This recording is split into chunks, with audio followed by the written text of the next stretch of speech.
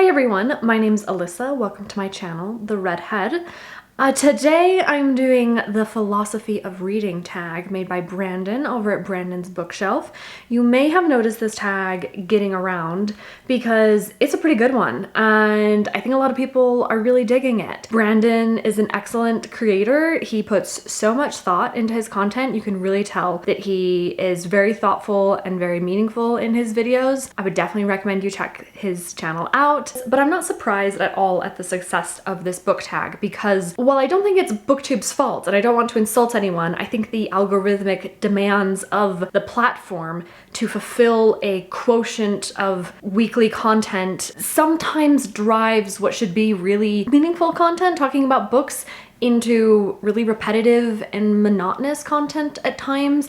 I am victim to this all of the time, and sometimes I really appreciate the creators who don't ever make videos unless they have something really meaningful to say, and sometimes it's really nice to have ambiance content as well. So I don't mean to be critical of that, but I suppose what I'm trying to say is that it is understandable that a book tag that is really sort of rooted back in questioning and asking the creator to reflect on and consider what reading means to them would be popular. I think it's really sort of grounding, kind of takes you back to your roots, not to mention that people love being asked their opinion on stuff and having an opportunity to give their opinion. And I am no different.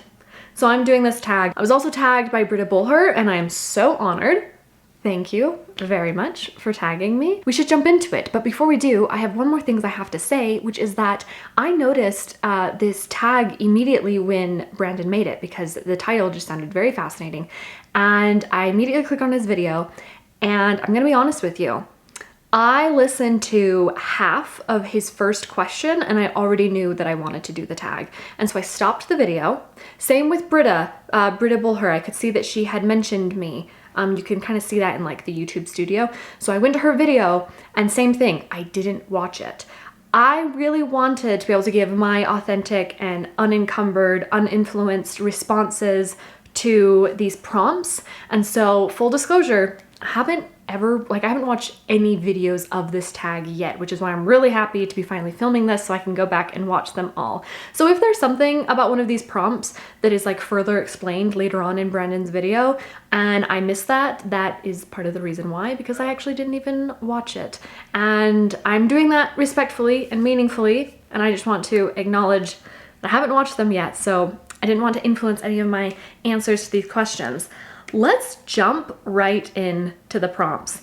Well, if my computer will turn on, I have such an old computer. If you all could please watch this video 17,000 times and I could make money on YouTube, then maybe I could buy a new computer. If you don't mind, of course. Question 1, what is most important, a good character, plot, or message? I will, spoiler alert, tell you that character is the most important to me simply because I find it the most enjoyable. If I had to read something that only had one of these three elements done effectively, I would always choose a book that has good character because I find it the most enjoyable. At the end of the day, that's my answer. But also, having considered this more, I have come to the conclusion that a book that has character but does not have plot or message is an artistic experimentation in expressing the human condition. And a book that has plot but not character or message is entertainment. And there's nothing deficient in that. It is just simply a different objective. And a book that has message but not character or plot is a sermon. And in some conditions, propaganda and indoctrination, which is not outrightly and immediately immoral, but I think it immediately must be brought into question with what that message is, and it can be problematic oftentimes, especially when you transcend this from outside of like books to talk about any medium like theater and film and music. Personally, it's not so much that I think it's like threatening to have message forward, but I find it really reductive. If you can marry your message to an effective use of the medium through which you're trying to communicate that message, which would include quality, plot, and character, then I think that's the ideal. And that's really powerful. I love when authors do infuse a message into their book. It doesn't really matter if it's like a good moral message. It just means that like they had something to say and they said it. But when you reduce the medium through which you're communicating your message to its most simplistic forms, then your message comes across really patronizing to me, almost as if I, as a consumer, as a reader, was not sophisticated enough, or you anticipated me not being sophisticated enough to be able to engage with the work, to analyze it and dissect a message within it. And so you've reduced it to a work of persuasion, simply trying to convince me of something and to communicate an idea at the expense of the qualities that make the medium you've chosen unique and effective. I feel like that was a bit of a ramble. A message is the least necessary in a book, but when done effectively, I think it makes it all the more meaningful. Question 2, should one read books about ideas or opinions they disagree with? Immediately my answer to this, I thought, was yes. Like, of course we should challenge ourselves, try and push yourself outside of the information silos that this algorithmic internet is always pushing us into, challenge your biases. But then also, the more I thought about it, I think I'd have to qualify between reading things that challenge your ideas. I think that is good. Reading things that are in contradiction with your values. It's not that I think you shouldn't do that, it's that I am aware of my own mortality and the lack of time I have.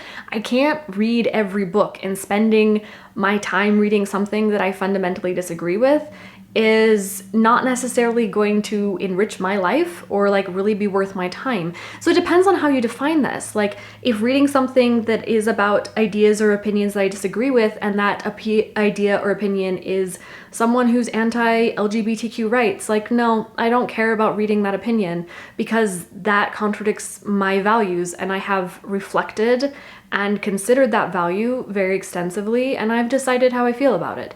But if the idea is simply something I'm not very well educated on, and I could afford to know more about, I don't know, the economy, to consider if there are other economic methods or frameworks that could be valuable and that would like help me be a more informed person, I think I should read books that maybe would challenge my conception of like the best economic structure. Something like that, yes. Something that's constantly disagreeing with my values, which I have already been very thoughtful about, I'm not interested in doing that. But I think it could depend on, you know, personal self-assessment of how carefully you are considering your values. This is something that I personally take a lot of effort in reflecting on. So I'm pretty decided on those things, but perhaps I'm wrong. Prompt number 3, as tech advances, what do you think will be the role of books?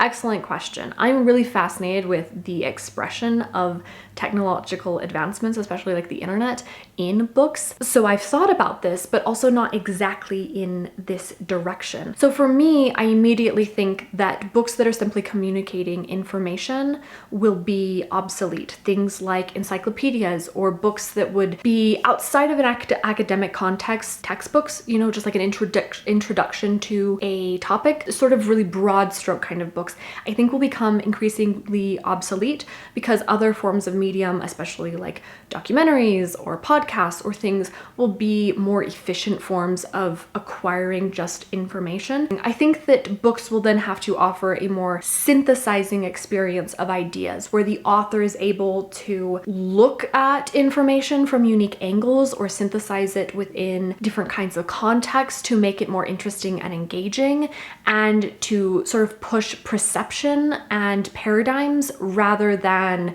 communicate information. That's my personal anticipation. I think fiction isn't going anywhere. So my answer really applies not strictly to non-fiction, but more so with the types of books that are foremost concerned with communicating information rather than communicating an experience through fiction. How important are summaries, reviews, and art in your book choosing? I do want to know what the book's about, so summaries are important, but ultimately what will make me pick up a book is if someone who I know, and by I know I mean a parasocial relationship of a booktuber or sometimes the TikToker, who I know their taste in books and I know that I agree with their taste in books, and then they recommend a book. That's that's exactly what will make me read a book always. Which I think that the book industry has recognized that that is a game changer, because I don't really care about like blurbs from, I don't know, the New York Times or even some author who I like. I'm most likely to pick up a book if another influencer, for lack of a better word, who I am familiar with them personally, they recommend it, then I will read it. The art, I would say, is not very important to me, even though I'm a big art person. I would say to the extent that the art is relevant is that sometimes a cover that has more effort put into it will give me an indication of how much the publisher has like faith in this book. That will sometimes be like a subtle thing that is communicated to me through the cover. Or if it has a really pretty cover, I will be more likely to buy it, but not necessarily more likely to read it. But that's rarely the case. Question number 5, should one ever skim or scan books? I think there are a few questions that are going to come up that relate to this. So I'm going to like say out in the beginning that I think that assigning morality to any style or method of reading is ridiculous. Should you? Like, I don't think it matters. I think, like, I used to feel guilty for skimming a book, like it wasn't fair to the author. And I realized that's completely ridiculous. Like, the way that you choose to experience a book has nothing to do with the author, and they have no say in it. They have no right in it. It's like how, like, whatever you think of me is none of my business. That's your experience and it exists in your own head. How you want to read a book is completely up to you, and there's no morality attached to it. So should you? Absolutely. And I do all the time. I think to the extent that there maybe should be a qualifier on this, if I skim a book, my opinion on it, I make a little bit more loose and a little bit less decided, but it doesn't mean that I didn't read it or that like it doesn't count or that my opinion doesn't count at all. But I think that perhaps, you know, how much weight your opinion has should be in relation to how carefully you read the book, but there's not anything wrong with skimming. Question 6, should reading always be enjoyable? I think this is very subjective. It depends on what you want to get out of reading. I think that if your reading is escapism, it is just for you a way to take a break from the world, then yeah, it should always be enjoyable, because that's what you need reading to be for you. If you want to read because information, you want to learn things, then I think demanding that your education always also be entertaining is maybe a little bit of a high bar, and you're going to compromise your objective of obtaining information by requiring it to be entertaining as well. Personally, I fit more in the second camp, but also I wouldn't read something that brings me no enjoyment at all. If the topic of a nonfiction book is something that I enjoy learning about, then that's enough. I don't need the page-to-page reading experience to always be enjoyable at every moment. For like the sustainability of reading as a practice, it probably needs to be fairly enjoyable on some level most of the time, but to how much that's a requirement is just a preference of how you want to enjoy your reading, I think. Question number 7, is it important to be well read? Honestly, same answer as the one before. It really just depends on what you want to get out of your reading. I would say the qualifier on this one being maybe you should be aware of the limitations of yourself as a reader if you are not broad in what you read. For example, if you only read one genre at all, you know, there's nothing wrong with that. If you read 100 books a year and they're all literary fiction, good for you. But if someone asks your opinion on a fantasy book and it's the only fantasy book you've ever read, I think you should acknowledge that like you're not well read in fantasy, and so your opinion there is not well informed by a broad reading of the genre. But I don't think that there's any sort of morality in needing to be well read. It depends on how you want to experience reading and how you want to experience your own life, really. Question number 8, what is your book buying process?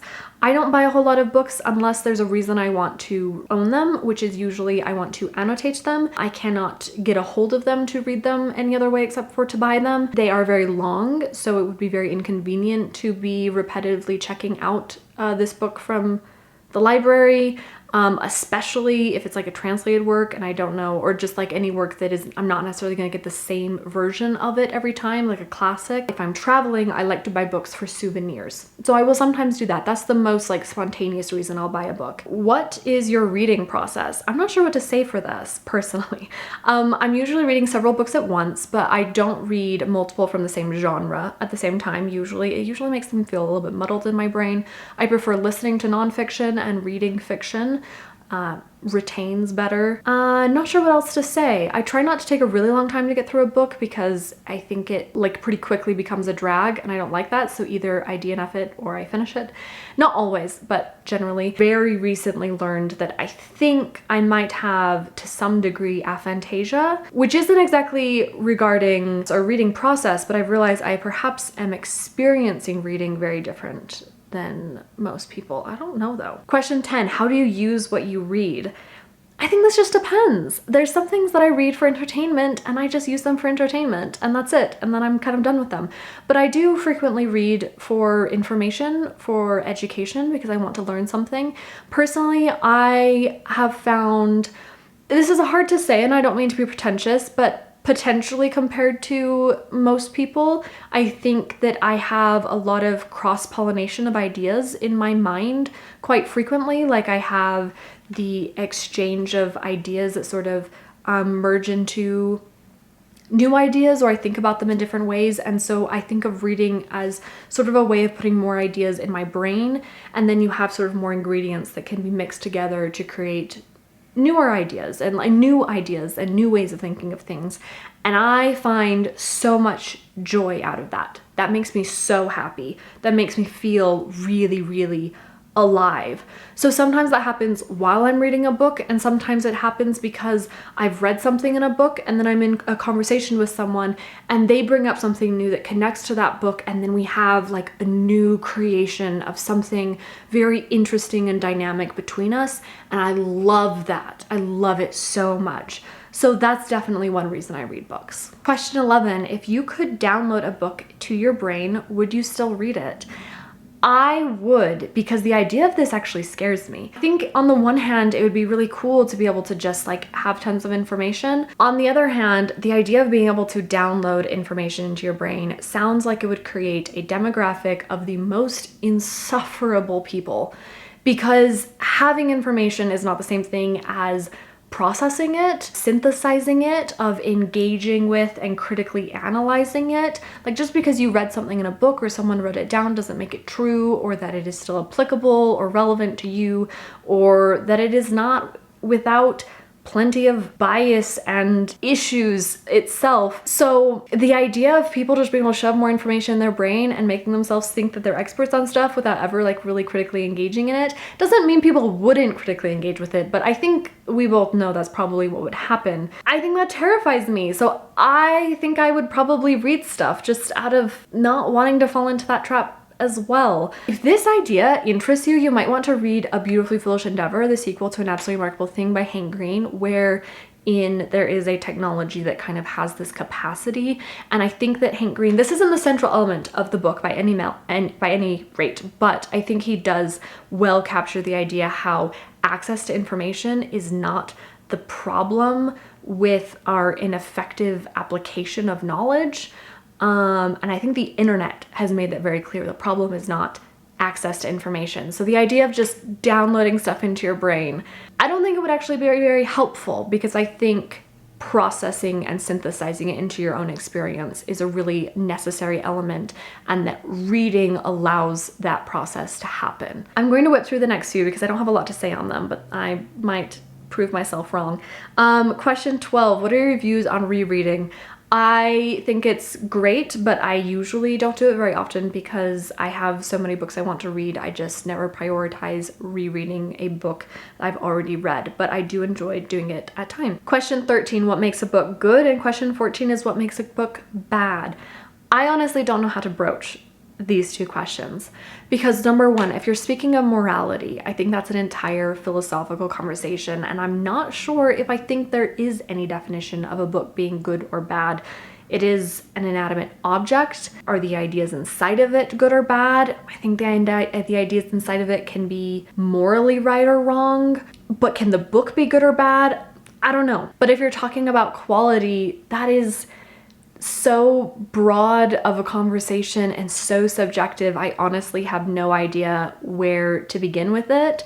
and I couldn't give an easy answer that would do it justice. And so perhaps I'm copping out a little bit, and I'm not gonna answer that question. Question 15, how do you feel about not finishing a book? I think that there is nothing to feel bad about. Like I said before, there's no morality attached to the way you experience a book if you don't want to finish it. I think it's fine. Question 16, should the author's personal life matter at all? I would answer yes.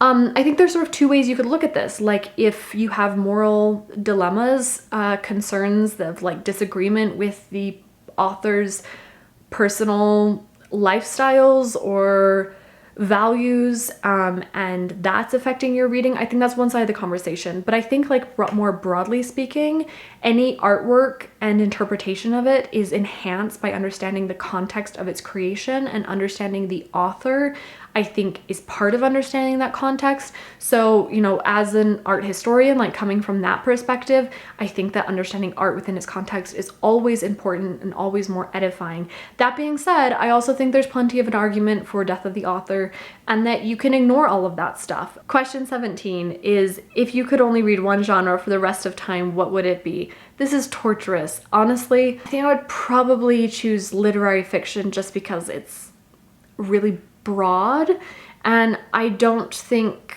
that I would want to choose nonfiction because I would be so sad to be deprived of fiction. Do you ever read a book without knowing anything about it? I have a few times. Yeah, usually that spontaneity has to do specifically with a moment. This happened when I was in Scotland, and I really wanted to read a book that was like took place in Scotland. So I went into a bookstore, and they had a little section on Scottish authors, and I just picked up a few that looked kind of interesting to me, and then I read them, and I knew nothing except for what was on the back, and like I read like the first page of them, and then I bought them. They don't always work out, but I don't normally do that. My normal day-to-day reading is much more strategic and planned. Question 19. What author, genre, series, or culture can you just not get into, and why? This is a really good question, and I have not premeditated on my answer to this question. I wouldn't say definitively any answer yet, but one thing that does come to mind is Agatha Christie, and I'm really just like depressed at this one. I've tried reading her works a few times, and I just find them really disengaging.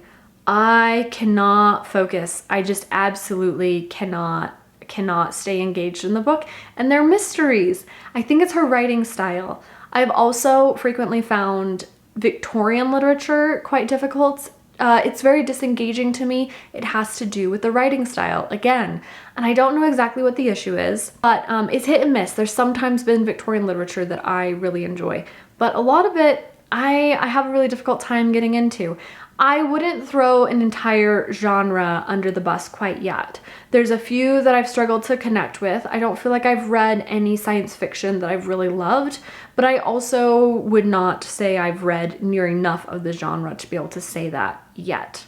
Question 20, the last one. Oh my gosh, I did all of them! This question is, do you think everyone should read, and why? I think Brennan is asking about literacy, but if he is, then yes, I think everyone should be literate, simply because the world we live in, there's too many disadvantages if you are not literate. Everyone should be taught to read, but should you read as a pastime? Is it a priority? It should be a priority in your life to read as a pastime. I'm gonna answer no. I actually don't think so, because I think the only argument for yes would be to assign morality to reading. And I don't think there's any argument for that reading is a morally superior way to engage your mind than any other form of consuming art or information or ideas. You know, books, I think, are a way to consume creativity, to expand your mind, to gain knowledge, to introduce conversations or critical thoughts that challenge yourself. Those are important, and I think that the brain, the human mind, needs those to feel stimulated and edified, yet I do not think that books are the only medium, or even necessarily always the ideal medium, to accomplish those things. And to make an argument for that, I think, simply results in shaming people who reading is not accessible to them, or it's not preferential to them, or for whatever reason it is not ideal as a medium for consuming or engaging with those experiences. So I think, you know, podcasts and movies and even the news or conversations with friends or meditating or creating art yourself are all ways that the mind can engage with creativity and new ideas and critical thought.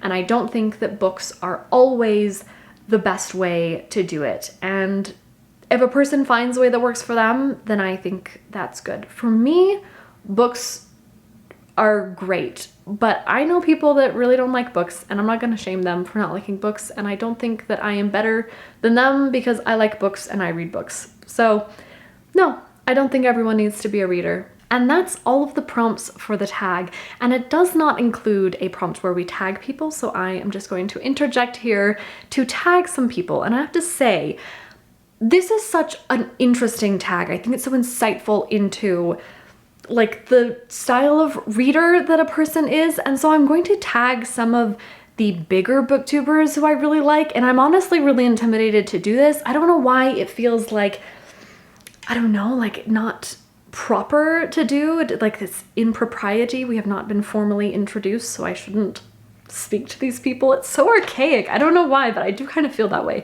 But I'm just going to, I mean, I want to hear these people's thoughts, and I haven't seen them do the book tag yet, at least at time of filming this. I'm going to start by tagging Claire at Clair Reads Books, who has been one of my longtime favorite booktubers. I wish she made so much more content because I eat it up every time she posts. Jen from Insert Literary Pun here. I wish I was a fraction as articulate as Jen is. I would love to hear her answers to these questions. Also, Olive from A Book Olive. She is so thoughtful and well considered in her content and her reviews. I would love to hear her thoughts. I would also like to tag Alex from What Page Are You On, Jaylen from The Bar and the Bookcase, and Ben from Dumancedote, who each of these guys always have such interesting opinions and fresh takes on things. Great content. And if this sounds like a fun tag that you want to participate in, then consider yourself tagged by me, and please mention me, at me, tag me in your video, or let me know in the comments so I can go and watch your video as well, because I'm really looking forward to it. So much thanks to Brandon for making this tag. It has been so much fun, not only to make, but I am looking forward to watching everyone's videos on this tag as well. Thank you to Britta for tagging me, and thank you to all of you for watching. I will see you guys in another video. Bye!